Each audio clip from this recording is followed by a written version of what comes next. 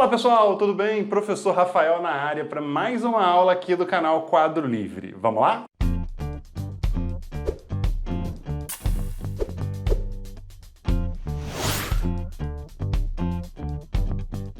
Então, antes da gente ir para essa aula, já se inscreve no canal, curte o vídeo e compartilha com seus colegas, porque hoje nós vamos continuar falando aí de geografia do Brasil, abordando mais especificamente o tema demografia brasileira e os conceitos básicos. Rafael, que aula é essa? Essa aula é uma aula muito importante para você poder compreender todas as próximas aulas que nós vamos trabalhar sobre demografia. Por quê? Porque nós vamos falar hoje dos conceitos essenciais, aquelas coisas que você não pode deixar de maneira alguma de saber para estudar a transição demográfica, a pirâmide etária, o índice de desenvolvimento humano e outras problemáticas que a gente vai ver em demografia, tudo bem? Então é muito importante você ficar muito atento, pega o caderno aí para anotar tudo que a gente vai falar nessa aula, beleza?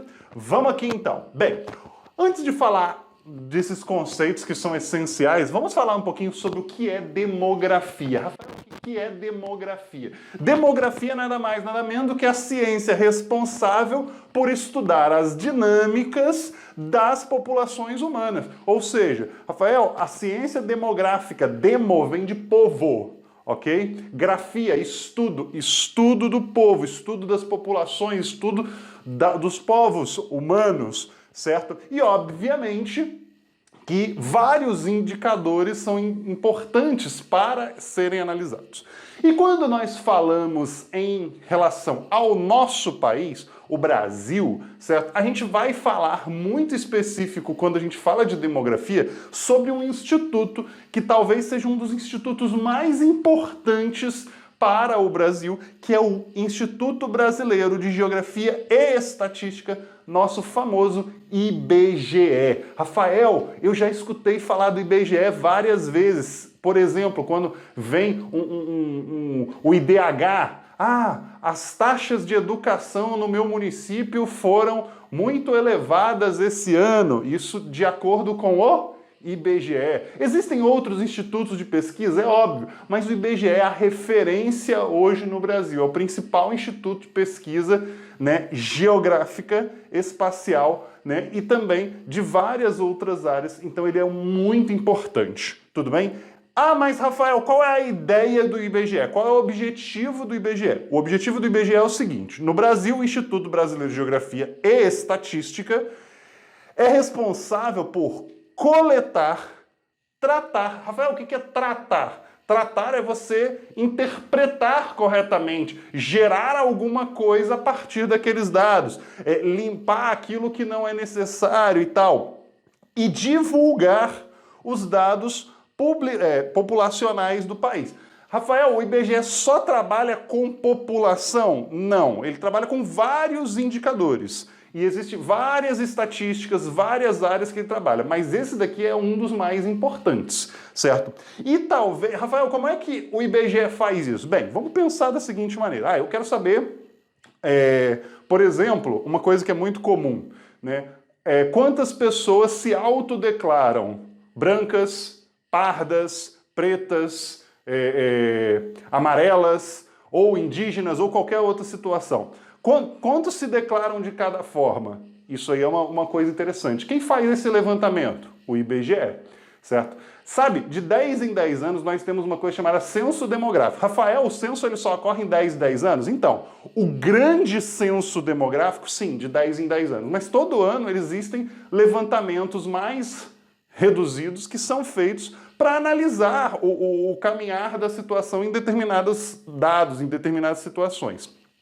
E, Rafael, como que eles fazem isso? Bem, vamos pensar. Eles vão levantar os dados, eles fazem por entrevista. Mas Rafael, qualquer pessoa, aleatório? Não, gente, tem toda uma ciência por trás disso ali. Tem toda uma técnica, uma estratégia para que aqueles dados ali possam trazer para nós uma realidade. Certo? Não é simplesmente aleatório, vou entrevistar 10 pessoas que moram na minha rua e vai dar o resultado para o Brasil todo. Não, tem todo um parâmetro, um padrão que é seguido pelo Instituto para que realmente tenha uma veracidade ou uma proximidade com a realidade. Rafael, é perfeito, é exato? Jamais. Tá? Na realidade, o que acontece aqui é o seguinte, existe uma margem de erro, né? A gente sempre escuta falar a margem de erro, principalmente em pesquisas de eleição, a gente escuta muito falar dessa margem de erro. Claro que aqui a margem de erro ela é bem menor.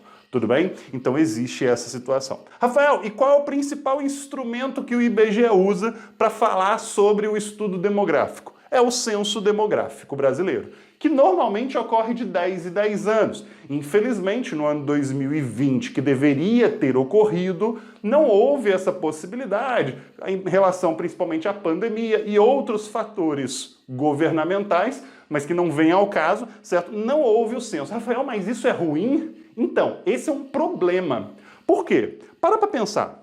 O prefeito da sua cidade, o governador do seu estado, o presidente do nosso país, ele toma decisões com o objetivo de fazer o quê? Melhorar a situação da população. Para melhorar a situação da população, não basta uma percepção pessoal. Eu posso olhar e falar assim, olha, eu acho que a educação do meu município está muito ruim. E aí eu vou investir em educação. Mas peraí, baseado em quê que eu sei que a educação no município está ruim?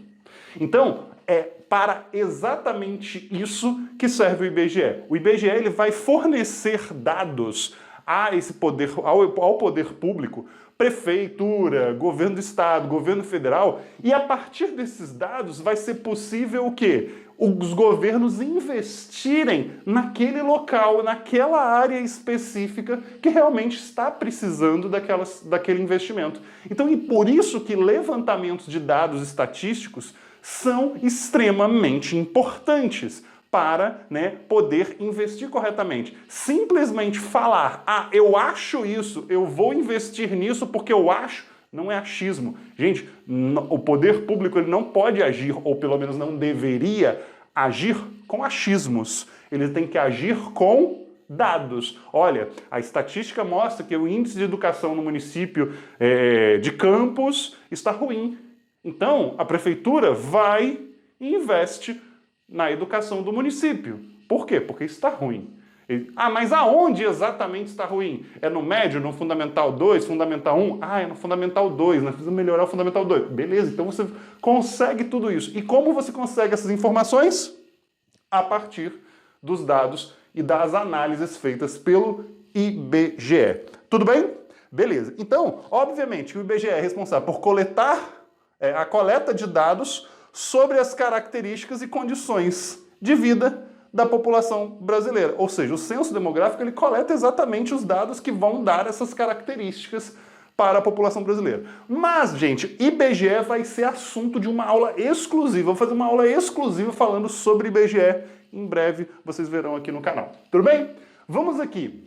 Além disso, a gente tem que entender esses conceitos aqui. Esses conceitos aqui são muito importantes. Eles vão aparecer aí várias vezes, em vários momentos nos estudos demográficos. Tudo bem? Então vamos lá.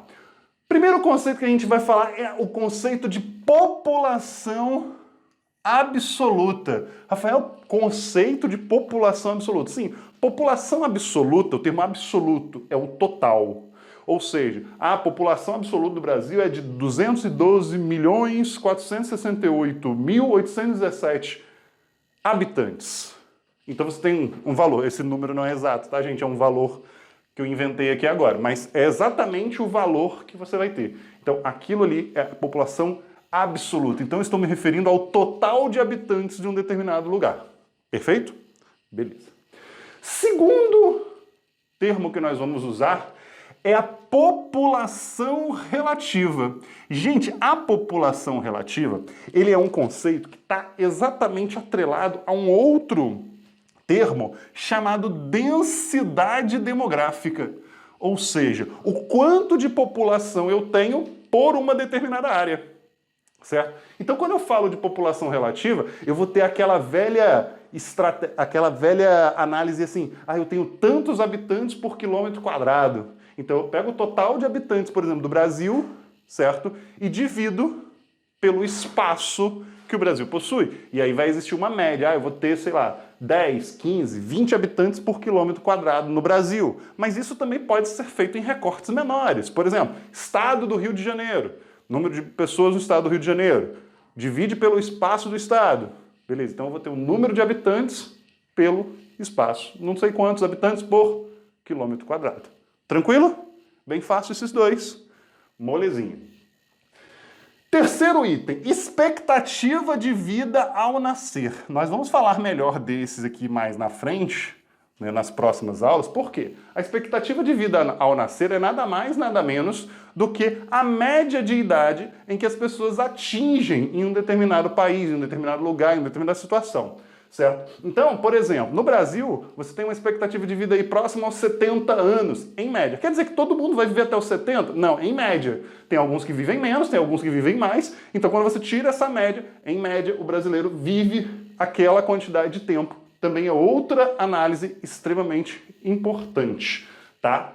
A taxa de natalidade e a taxa de mortalidade, que são dois itens que nós vamos falar aqui agora, são também itens muito importantes, principalmente quando nós falamos de crescimento da população, certo? A taxa de natalidade e a taxa de mortalidade é o quanto nasce ou quanto morre de pessoas a cada 1.000 habitantes. Então eu tenho, né, a taxa de natalidade, é o quantas pessoas nascem a cada 1.000. Taxa de mortalidade, quantas pessoas morrem a cada 1.000. Então temos essa análise também muito importante e essa relação entre o quanto nasce e o quanto morre a cada 1.000 habitantes vai gerar isso aqui, que é o crescimento vegetativo, ou também chamado de crescimento natural.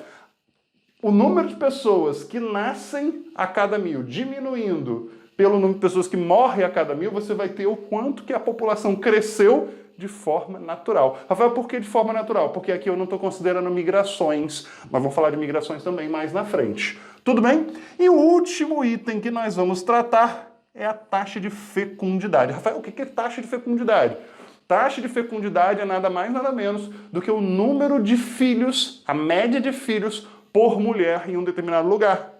Então vocês vão reparar o seguinte, olha só, taxa de fecundidade. Ou seja, em média, a mulher brasileira tem 3 filhos. Mas vamos dar um exemplo aleatório. Por exemplo, vamos dizer que a taxa de fecundidade no Brasil seja de 1,8 filhos por mulher. Aí vai falar, peraí, 1,8 filho por mulher, o quê? Vai nascer um inteiro e um sem braço? Não, não é bem isso. Na realidade, o que acontece é o seguinte, taxa de fecundidade, como eu falei, é uma média. Então você tem aquela quantidade ali de filhos, por exemplo, tem mulher que vai ter 10 filhos, como tem mulher que só tem um, ou mulher que não tem nenhum, né? Então eu tenho dentro daquela idade reprodutiva o número de mulheres e tal, então você vai ter o que nós chamamos de taxa de fecundidade, a média de filhos por mulher. Tranquilinho, pessoal? Sem problemas? Então olha só, se ficou com alguma dúvida, deixa o comentário aí e qualquer coisa é só falar que a gente tenta ajudar. Tá show? Valeu, até a próxima!